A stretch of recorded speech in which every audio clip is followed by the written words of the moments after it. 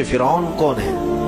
فرعون صرف ایک شخص کا نام نہیں ہے، مصر کا جو بھی بادشاہ ہوتا تھا اس کا لقب فرعون ہوتا تھا۔ تقریباً 18 یا 19 فرعون آئے، جو بھی بادشاہ ہوتا تھا اس کا لقب تھا یہ فرعون، اکثر لوگ اس کو نام سمجھتے ہیں۔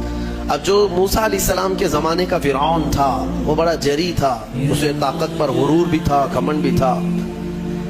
ایسا ہے کہ تقریباً 100 سال تک تو کبھی اس کو سردی بخار بھی نہیں آیا، بیمار کبھی نہیں ہوا۔ تو آدمی کو جب کوئی تکلیف نہ آئے تو وہ غرور میں بڑھ جاتا ہے اور اسے ایسا لگنے لگتا ہے کہ میں سب سے پاورفل آدمی ہوں دنیا کا، مجھے کچھ ہو نہیں سکتا۔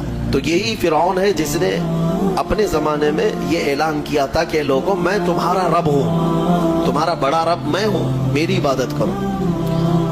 بات تو چل رہی تھی اور لوگوں کو اپنی خدمت پر معمور کرنے کی بجائے اپنی عبادت پر معمور کرتا تھا، ہزاروں لوگ اس کو سجدہ بھی کرتے۔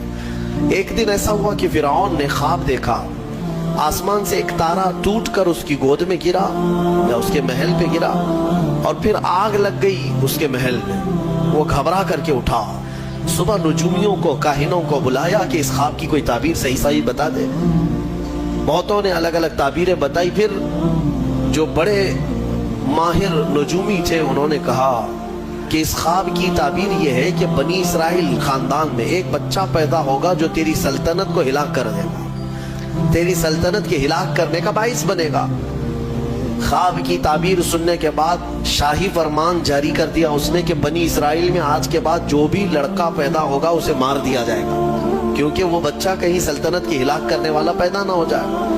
تو یہ اعلان کے بعد بنی اسرائیل خاندان میں جو بھی لڑکا پیدا ہوتا اسے مار دیا جاتا، بیٹوں کو ذبح کر دیتا تھا اور لڑکیوں کو زندہ چھوڑ دیتا تھا۔ 1 سال کے اندر انہوں نے 12,000 بچوں کو ذبح کیا، پیدا ہوتے ہی قتل کر دیتے تھے۔ لڑکے کو زندہ رہنے کا حق نہیں تھا، صرف ڈر تھا۔ یہ وہ زمانہ ہے جب موسیٰ علیہ الصلوۃ والتسلیم کی ابھی ولادت نہیں ہوئی، ولادت سے پہلے اتنے بچے مارے گئے۔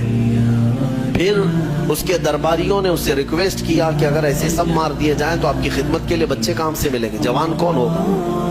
تو 1 سال چھوڑا جاتا، 1 سال مارا جاتا۔ اتفاق ایسا کہ جس سال مارا جانے والا تھا اسی سال موسیٰ علیہ السلام کی پیدائش، ان کی ماں حاملہ تھی اور پیدا ہونے کا وقت جب قریب آیا تو اللہ تبارک و تعالیٰ جسے جہاں چاہے بچائے، ہاں جس انداز میں چاہے وہ اللہ تعالیٰ حفاظت فرماتا ہے۔